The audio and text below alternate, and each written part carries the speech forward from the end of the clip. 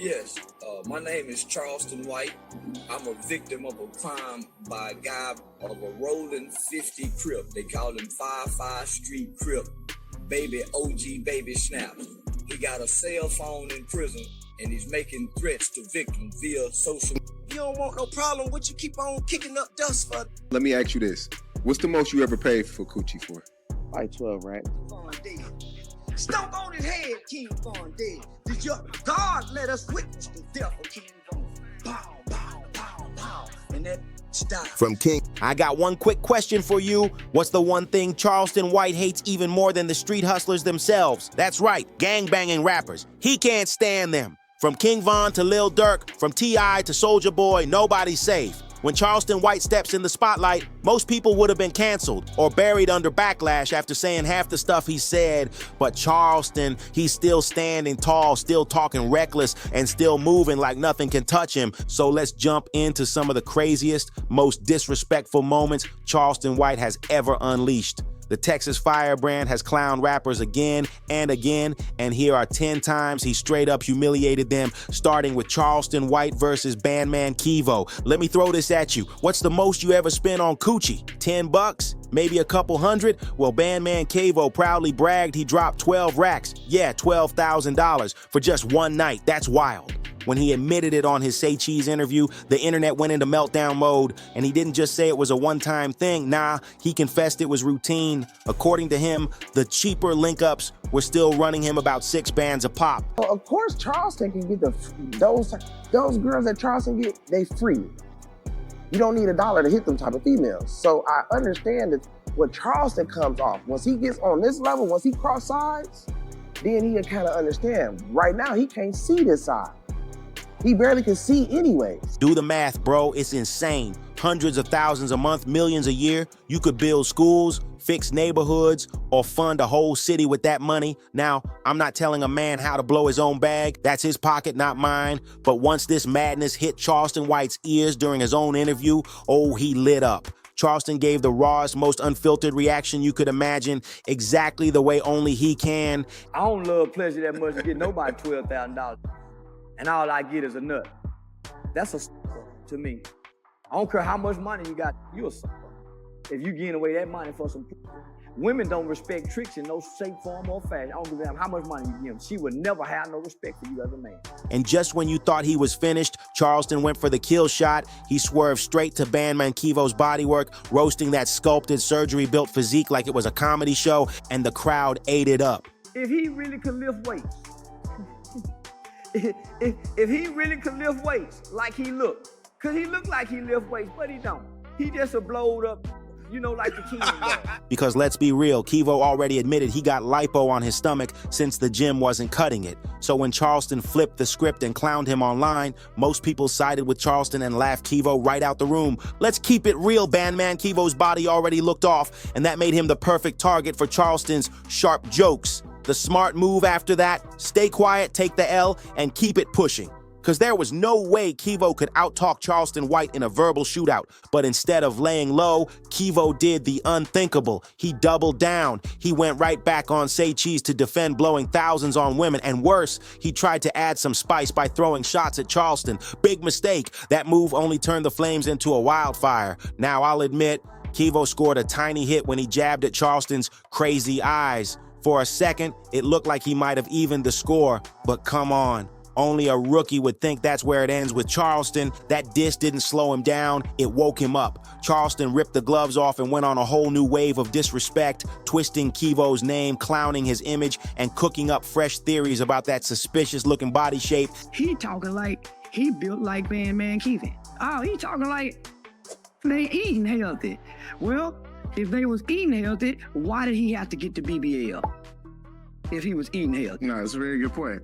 And we don't got no workout video. How is he maintaining them muscles? It's styrofoam and silicone. And that must have stung deep because next thing you know, Bandman Kevo, yeah, or should I say Bandman Kevo, suddenly felt the need to prove Charleston wrong by showing off his physique. One night, Charleston woke up to a surprise. A video message straight from Bandman Kevo himself. In the clip, Kevo was in the gym flexing hard, trying to show off what he called his grass-fed muscles. But Charleston wasn't buying it for a second. In his words, Kevo had no real muscle, just puffed up fluff, and he figured Kevo was trying to throw down a challenge. So what did Charleston do? He fired right back, sending a wild reply video showing off his own strongest muscle. So I sent him the best muscle I had that I thought that was, you know, could compete with other people's muscles. So I sent him my muscle.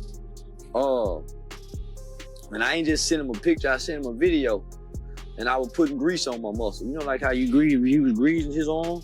Yeah, I was greasing mine. You saw my dick, I ain't see yours. My dick is on your mind, your dick ain't on mine. I know what your belly look like, but you know what my dick look like. So, and the boo-boo, I win. Now, you already know Bandman Kevo didn't catch much sleep after that one, but instead of staying quiet, he tried flipping it back by calling Charleston sus for sending such an intimate clip. The thing is, Charleston had a whole explanation behind his move, and twisted as it sounded, the way he broke it down almost made sense in his own wild logic. At the end of the day, Charleston still walked away on top of this back and forth, while Kevo basically spent nothing for once, didn't have to drop 12 racks just to spar online with Charleston, but the laughs ended quick when Charleston's heat shifted to bigger names, Lil Durk, O-Block, and a certain rapper named 600 Breezy. And trust me, this next clip shows one of the most dangerous moments Charleston White has ever faced. Alone, no crew, surrounded in O-Block territory with 600 Breezy right there. Picture this, Charleston White standing face to face in what looked like his day of reckoning. It was the kind of standoff where he was supposed to finally pay the price for his reckless mouth. Funny enough, it wasn't even personal with 600 Breezy. They barely even knew each other. The real tension came from Charleston's beef with King Von. See, right after Von's death, Charleston didn't just comment, he turned it into a full-on spectacle, almost like he was celebrating it. Stomp on his head, King Von dead. Stomp on his head, King Von dead. People called it sick, a twisted kind of victory lap. And that's what put Breezy and the O-Block crowd right on his neck. Charleston's rant on King Von was so extreme that plenty of folks who never even followed him swore he had completely lost it. And honestly, you can't blame them. But if you knew Charleston's history, his lifelong crusade against gangs, then you understood why he was dragging a dead rapper's name through the mud. The thing is, 600 Breezy and O-Block weren't buying logic. They knew Charleston wasn't bluffing, and they hated every word of it. Word in the streets was Breezy and his crew were just waiting for the right time to catch Charleston slipping, and fate served it up at a movie premiere. 600 Breezy rolled up deep with his whole squad, while Charleston walked in bold and completely alone. Charleston had no idea he was about to cross paths with one of King Von's closest homies that night. He didn't come looking for a fight, didn't plan on throwing hands, but 600 Breezy, he walked in charged up, carrying that energy like he was ready for something to spark, even while claiming he wasn't. Truth be told, if it wasn't for one major obstacle, Charleston might have been left broken on the floor. The only thing holding Breezy back was the fear of police heat. With cameras flashing, security everywhere, and cops not too far, Breezy knew any wrong move would bring the law crashing down on him. Now, we in Mississippi at the movie premiere. Now, he come in, and they get that, you know, that's Charleston White, ooh, 600 Breezy. What's up, black man? So I walk in the crib. I get that, hey, I'm on some cool shit. I never yelled at this stuff.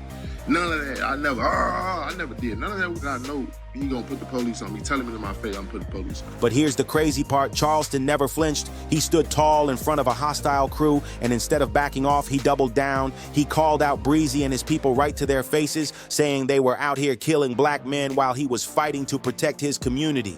That night ended without violence, and Charleston walked away with both his mouth and his pride untouched. For Breezy, though, that stung like a defeat. Imagine watching someone drag your dead homie, catching him outside and still not being able to make a move. And Charleston, he didn't pump the brakes, he went harder. He hopped on DJ Academic's platform, dissed not just Von again, but the entire city of Chicago. That's when Breezy drew his line in the sand, warning Charleston he better pray they never cross paths again. I said, nigga, but when I see you again, it's gonna be a problem. But here's the twist. In a later sit-down with DJ Vlad, Breezy admitted he was done chasing Charleston because laying hands on him would only bring more heat from the feds. And just like that, Charleston walked away the winner of their beef. But his mission, oh, it was far from over. Charleston wasn't finished. He set his sights on O-Block as a whole, blasting Chicago's gangster culture with no hesitation. Call it reckless, call it a verbal drive-by, it didn't matter. He was all in. His next target, Lil Durk. The second Charleston threw shade on Von's name again, the comment sections lit up. Fans swarmed, warning him that Durk wasn't about to let it slide, that if Charleston kept pushing, Durk was coming straight for his head. I killed the image, homie, of what our people think these niggas is. Lil Durk ain't no bad motherfucker. No, man, bad motherfuckers don't have fat white baby mamas. And honestly, I don't know how Charleston manages to spit this kind of madness with a straight face. Half the time, his logic sounds shaky at best. But if his goal was to tear down O-Block's image in front of the fans, he was hitting the nerve dead on. Here's the twist though, when Say Cheese pressed him about fans begging Durk to avenge Von's death, Charleston had a response ready. And beneath all the wild talk, you almost caught a glimpse of his real motive. Like deep down, he thought he was making a point, not just causing chaos. This is a lose-lose situation that the fans want to put the rappers in. Absolutely. If they don't do it, we gonna quit listening to you. If you do it and go to jail, we gonna quit listening to you. But let's keep it real, Durk never clapped back, and with O-Block already cautious of police heat, Charleston probably felt untouchable. What you've heard so far, that's still the tamer side of Charleston White, because when it came to King Yella, things went left in the worst way. Yella should have known which battles weren't his, but sadly that lesson never stuck. At first, he stayed quiet while Charleston dragged Von. But the second Charleston brought up the late FBG Duck, Yella couldn't hold back anymore. And instead of clapping back at Yella directly, Charleston swerved. He went even lower, targeting Yella's own family and singling out his young daughter just to drive his point home. Even if King Yella had kept quiet when Charleston was dissing him directly, there was no way he could stay silent once Charleston dragged his family into it, especially his daughter. That was a line too far, and everybody knew it. So it wasn't a shock when Yella finally fired back. When you play with my children, my daughter, on GLD, you do all that shit you talk about like it's for the youth. But you talking about a 3-year-old child, though. You goofy Mark clown. You and your ugly dog rat looking wife. And let's be real, nobody blamed him. In fact, most of the community stood right beside Yella because one thing's universal. Kids should always be off limits. Grown folks can beef all day, but children never asked to be part of the drama. They didn't choose this life, and they definitely shouldn't get pulled into the mud. Yella's 3-year-old daughter was no exception. But Charleston, being Charleston, tried to flip the whole script. He argued that people only get loud when he talks about gangster kids, but stay silent when those same gangsters are out in the streets taking other people's children. Tuka was a kid. They so listen, homie, there was a 1-month-old baby shot in the head in Chicago. How can we be so offended by motherfuckers saying that ugly little bitch, but we watch kids die by the hands of these gangbangers year after year, homie? In his mind, the outrage was pure hypocrisy, and that was his twisted excuse for aiming so low. But Charleston's explanation didn't change a thing. Yella was already heated, and he clapped back with no hesitation, straight up threatening violence against the Texas firebrand. He straight up threatened violence against the Texas native without hesitation. I heard you're gonna be in Vegas soon.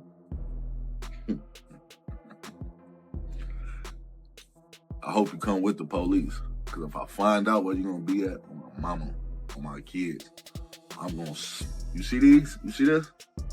I'm gonna put this motherfucker all on your face. I'm gonna smack you like a... So the real question is, how did Charleston respond? Did he fold and apologize, or did he double down and go even further, dragging Yella's daughter into it once again? Now you might think Charleston would either double down on Yella's daughter or turn all his fire back at Yella himself. But nope, he swerved in a whole different direction. Instead of clapping back with words, Charleston picked up the phone and reported Yella's threat straight to his probation officer. In plain terms, he snitched. He twice my size. His slap is a weapon. Now he just talking, making a threat. He's not thinking about a law-abiding citizen that's thinking about the law and very strategic in everything he do. He a 200-pound plus man, known to have a probably violent history, Bet you didn't see that plot twist coming. Yella was barely one step out of prison, and any little slip could have sent him right back behind bars. All y'all people that's trying to come up off the culture, yeah, you might be black, but you not no street. And if you was, you was a straight goofy. You was a goofy for what you doing. You have to be smarter. Now you trying to play police. And the wildest part, this wasn't even Charleston's first time calling the law on a rapper. He'd already done the same thing to OG Percy's son, PMG God, and that call ended with PMG slammed with a crushing 20-year sentence. Charleston even tried justifying it, saying Yella was strapped without realizing it, and in his mind, that alone was enough reason to involve the law. Twisted logic, but very on brand for Charleston White. But don't think it ended there. Charleston turned the heat up even more, flashing his own weapons online like trophies, making it crystal clear he was strapped and ready if Yella ever tried to go full kamikaze. And of course, once Yella realized just how far Charleston had taken it, he couldn't stay quiet. He snapped back with another heated response. This one aimed straight at Charleston with the tension boiling higher than ever. By this point, King Yella finally realized chasing Charleston wasn't worth it. He had too much on the line, and Charleston had already made it clear. If anything went down, he'd call the law without hesitation. That move let Charleston dodge a physical showdown with Yella, but not every beef ended that easy. One that turned real messy, his run-in with Soulja Boy. See, after Young Dolph's death in November 2021, Soulja Boy went live. At first glance, it looked like a quiet moment of respect, but fans who knew the backstory saw something darker. In their eyes, Soulja wasn't paying tribute, he was mocking Dolph. The two had been beefing way before Dolph's passing, and the timing of that live stream had people convinced Soulja was bragging about his ops getting taken out. The internet went crazy with speculation. Was Soulja Boy low-key hinting he played a part? Nobody knew for sure, but that's when Say Cheese brought Charleston into the mix and asked for his take. And like always, Charleston didn't sugarcoat a thing. He gave a raw, unfiltered answer that had people buzzing. I Soulja Boy. Crunchy Black said he was a punk. Yeah, Crunchy Black still real. Yeah, my Country Black talk real bad about it. Man, listen. I want to remind Soulja Boy, you ain't got no mother option.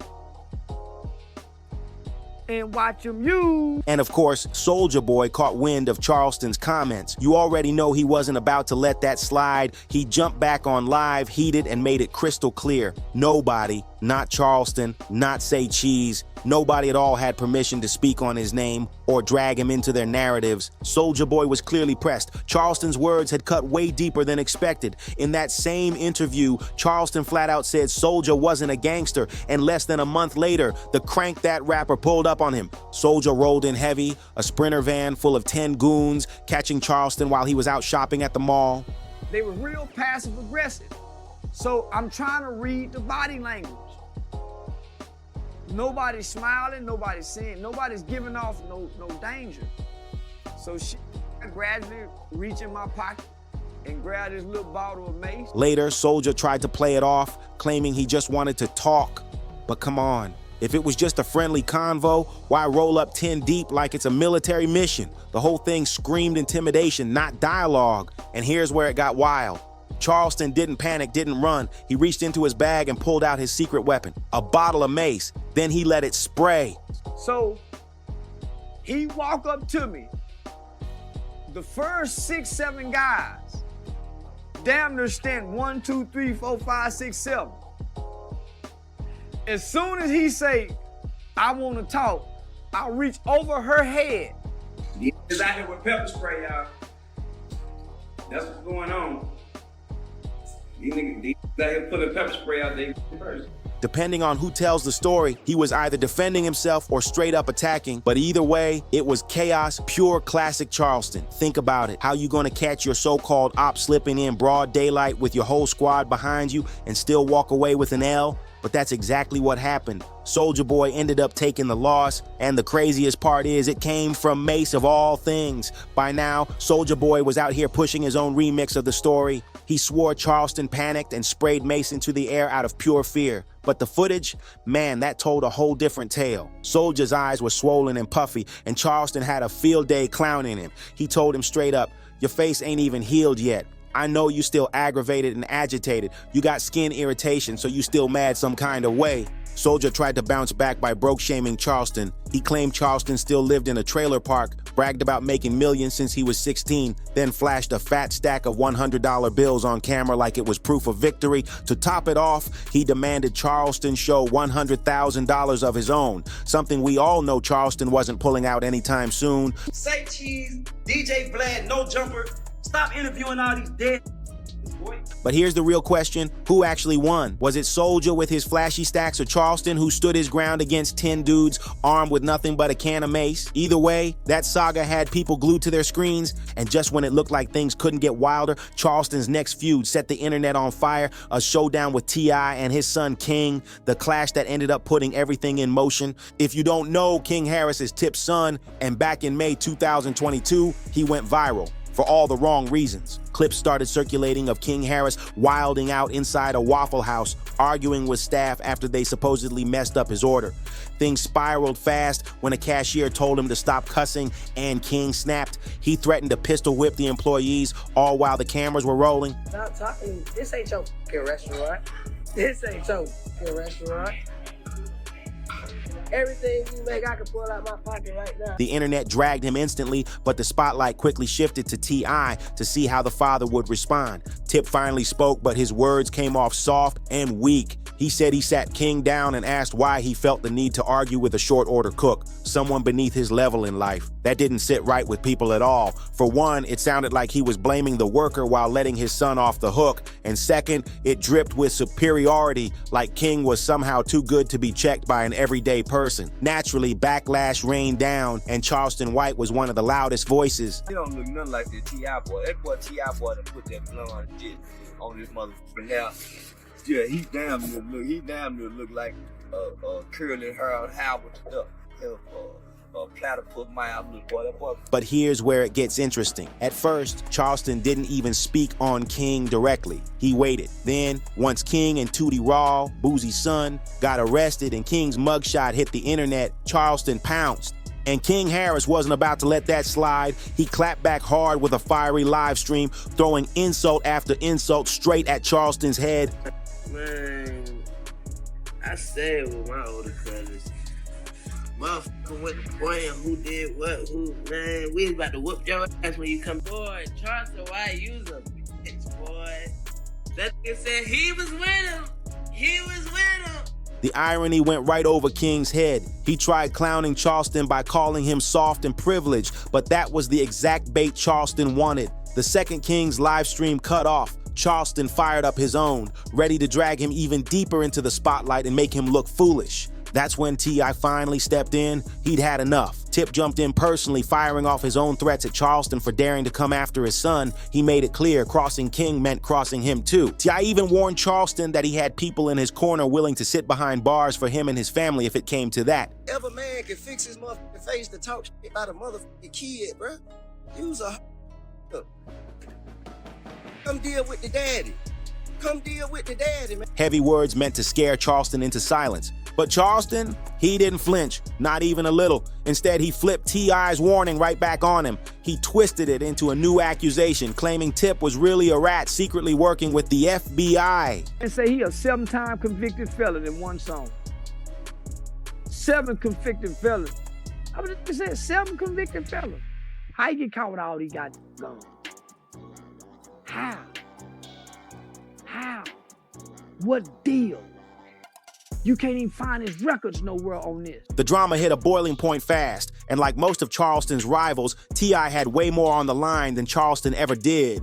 Meanwhile, Charleston was all in, ready to stretch the beef across press tours, interviews, and the whole 9 yards. After some back and forth denials, a diss track, and a pile of threats, Tip finally ran out of gas. He waved the white flag and allegedly got on a call with Charleston to squash things, but peace never really sticks when Charleston's involved. He still made sure he landed the final word before everything cooled down. Yeah, just got off the phone with T.I. Yeah, just got off the phone with T.I. Yeah, just got off the phone with T.I. Yeah, you don't get to dictate nothing. Yeah, you don't get, you or whoever that nigga don't know. You don't get to dictate nothing. I'm trying to get understanding. Well, I ain't trying to get an understanding or give an understanding. That's just how Charleston plays the game. And that's where this saga wrapped. Charleston White once again walking away with the last word, like he always does. Love him or hate him, he shakes the culture every time with every feud and every outrageous claim. So what do you think? Was Charleston crossing lines or just spitting raw truths nobody else has the guts to say? Drop your thoughts in the comments, smash that like button, share this with your people, and don't forget to subscribe for more wild stories like this. See you in the next one.